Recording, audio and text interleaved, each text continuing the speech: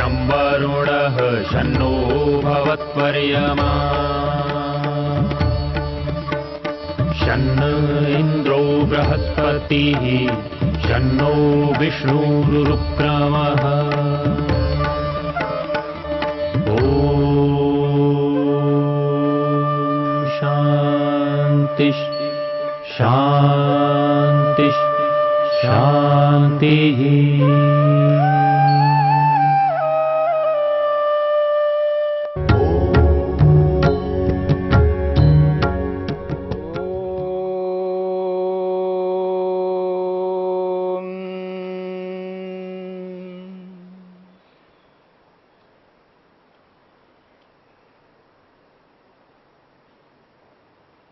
अभ्यास का प्रसंग चल रहा है। अभ्यास किसे कहते हैं उसको लेकर के हमने विचार किया है। अभ्यास ही मनुष्य को अपने लक्ष्य तक पहुंचाने वाला एक बहुत बड़ा साधन है। संसार में कोई भी ऐसा क्षेत्र नहीं है जिस क्षेत्र में मनुष्य प्रवेश नहीं करता हो। एक भी ऐसा क्षेत्र नहीं है जिसमें व्यक्ति एंट्री नहीं करता हो। प्रत्येक क्षेत्र में मनुष्य का प्रवेश चल रहा है। निरंतर उस क्षेत्र में कोई ना कोई व्यक्ति प्रवेश करता हुआ दिखाई देगा।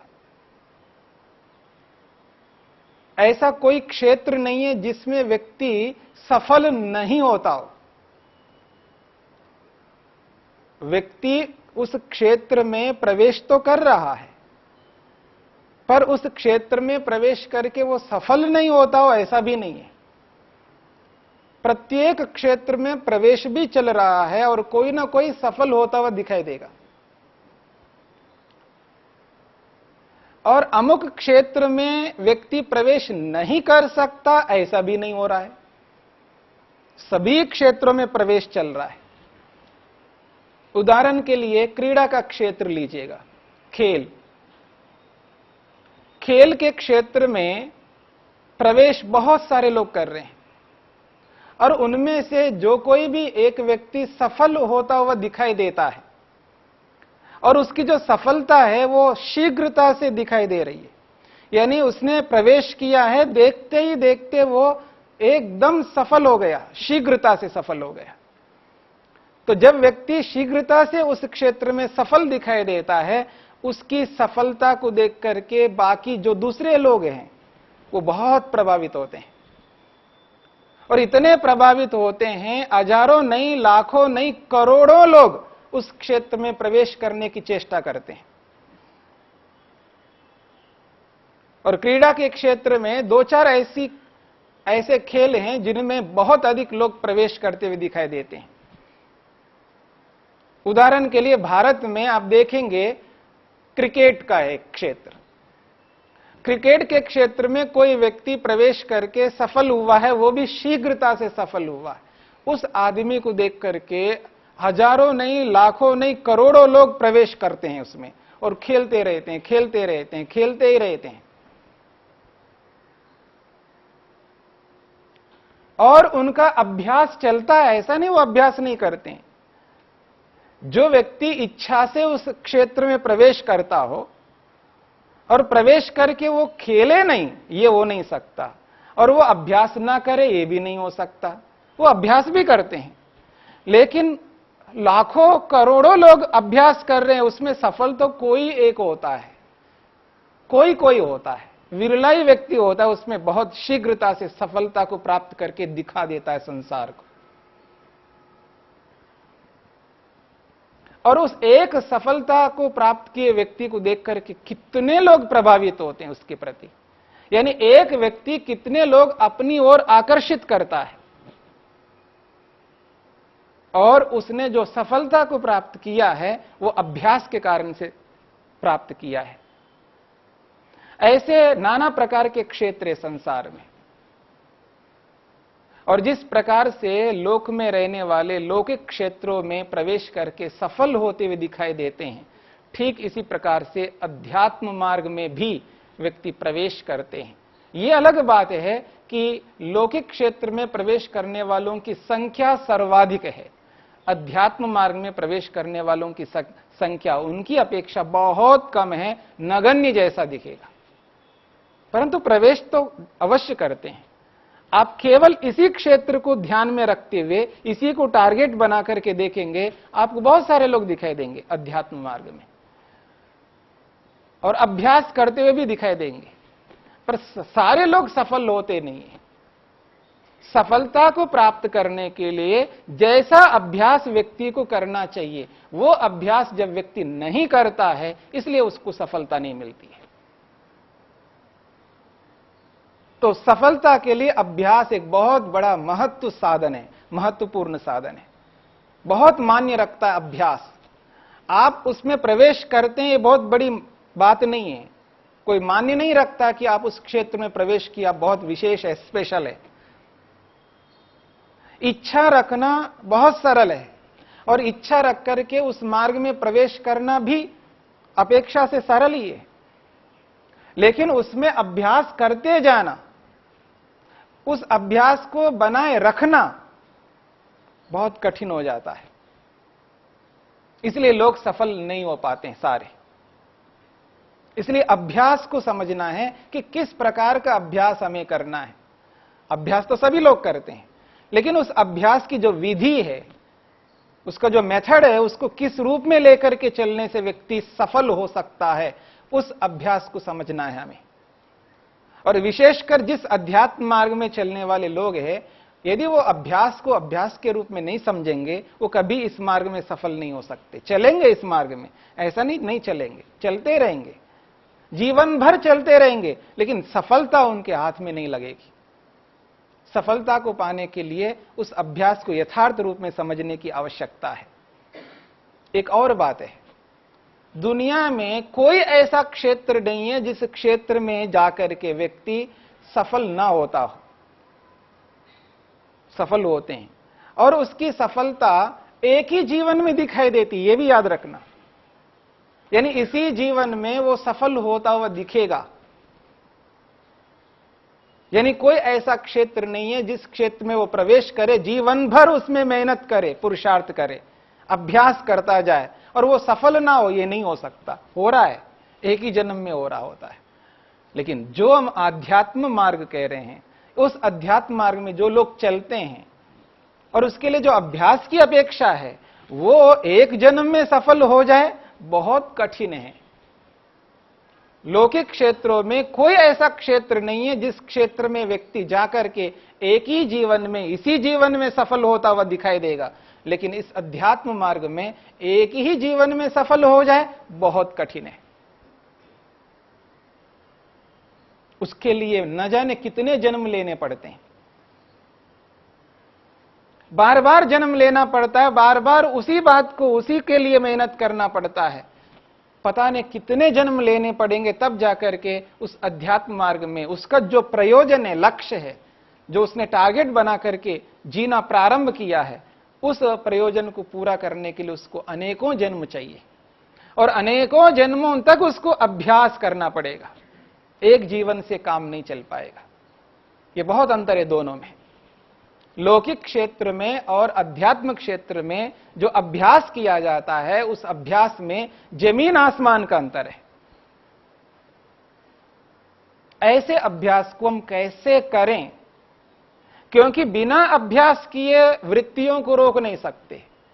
मन के जो विचार है, नाना प्रकार के विचार हम उत्पन्न करते जिस मन में, उन विचारों को रोकना बहुत कठिन बात है।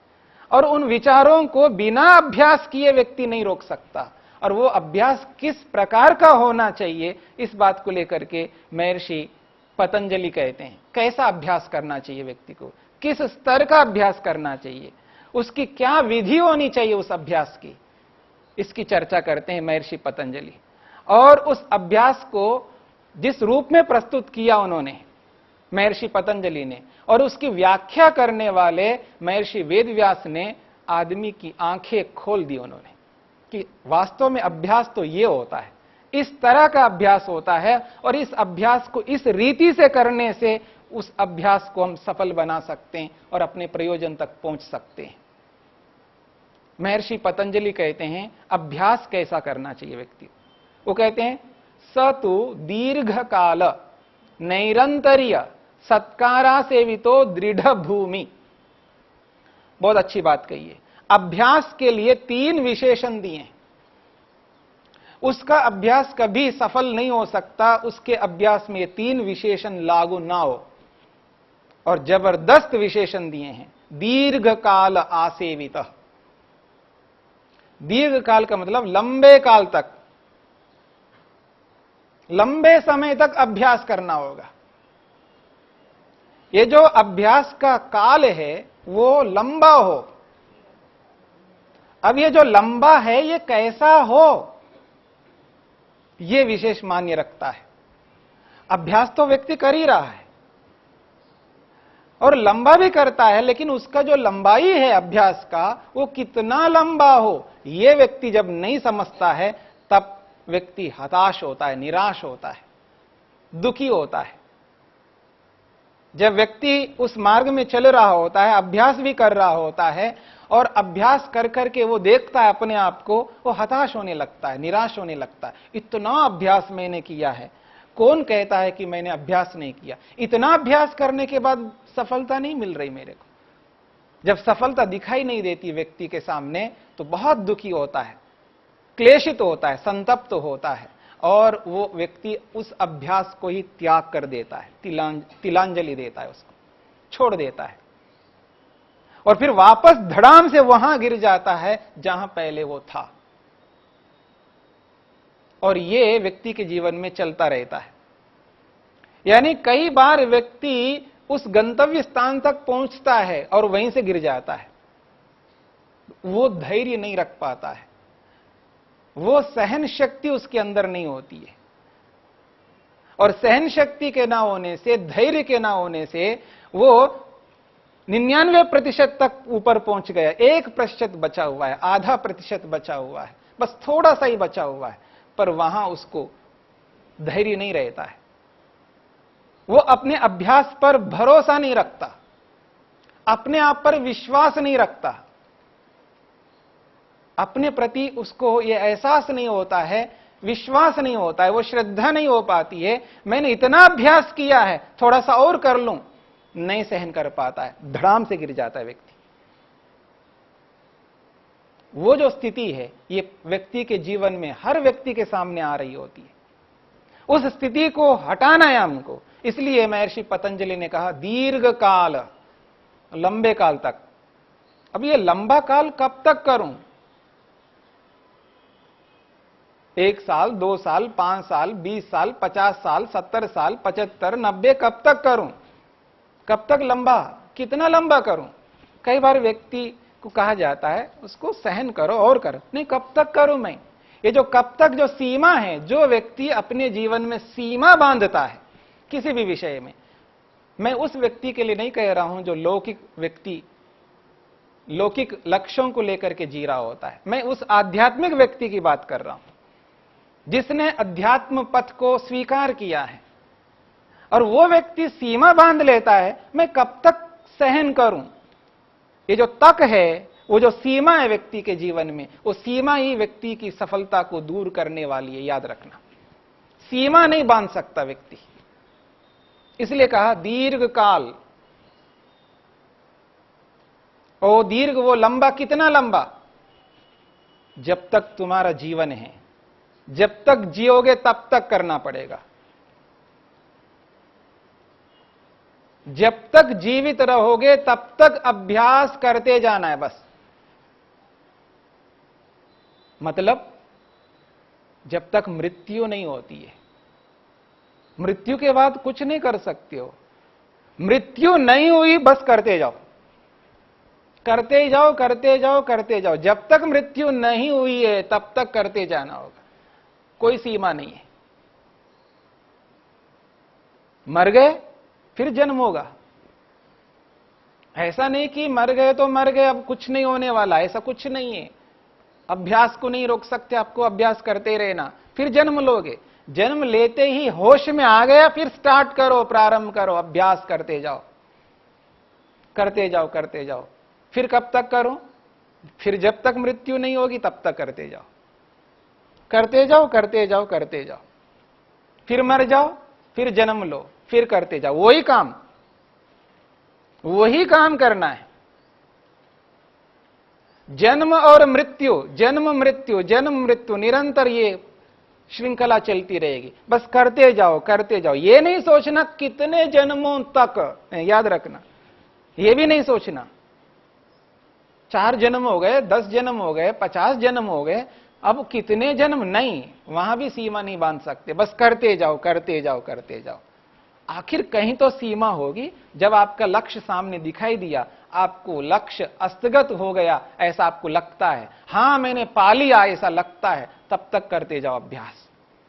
चाहे 1 जन्म में हो जाए, चाहे 2 जन्मों में हो जाए, चाहे 50 जन्मों में हो जाए, चाहे 100 जन्मों में हो जाए, या मैं गिन ही नहीं सकता, पता नहीं कितने जन्म लिया होगा, अभ्यास करता जा रहा हूं, गणना नहीं कर सकता कितने जन्मों तक मैंने अभ्यास किया है, इतने जन्म हुए हैं, अब ये जन्म है, इतनावा जन्म है, नहीं, गणना करना ही छोड़ दो, बस करते जाओ।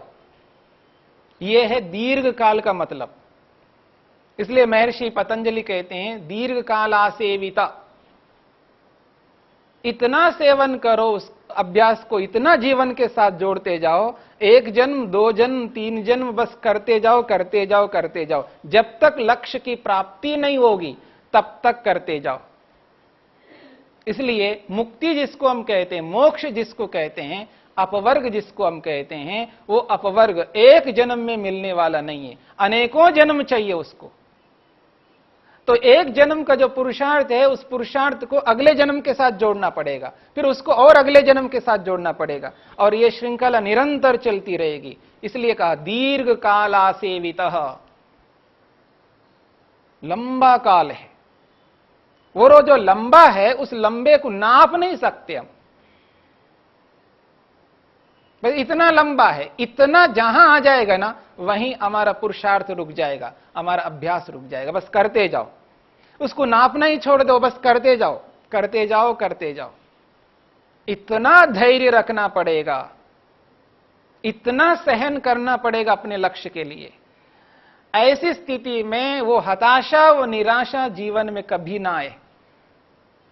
जो व्यक्ति इस बात को लेकर के चलेगा, वो इस अध्यात्म मार्ग में चल पाएगा, और उसका वास्तव में जिसको हम अभ्यास कहते हैं, वो अभ्यास माना जाएगा, वो अभ्यास सार्थक हो जाएगा। तब जाकर के उसका जो लक्ष्य है वो सामने दिखाई देने लगता है। तभी वो अपने विचारों को रोक पाएगा। उसके बिना विचारों को नहीं रोक सकता। हां, अगर आपको समझना हो, चींटी को समझो ना, चिड़िया को समझो ना। कोई ऐसा पशु पक्षी नहीं है जो हमें प्रेरित नहीं करते हो। प्रत्येक प्राणी हमें कहीं ना कहीं प्रेरणा प्राप्त कराता है, प्रेरणा दे रहा होता है। उसकी प्रेरणा को प्राप्त करना हमारे हाथ में है, और प्राप्त ना करना भी हमारे हाथ में है। इसलिए अभ्यास को अभ्यास के रूप में समझ करके जब व्यक्ति निरंतर अभ्यास करता जाता है, वही व्यक्ति अपने लक्ष्य को पूर्ण कर सकता है।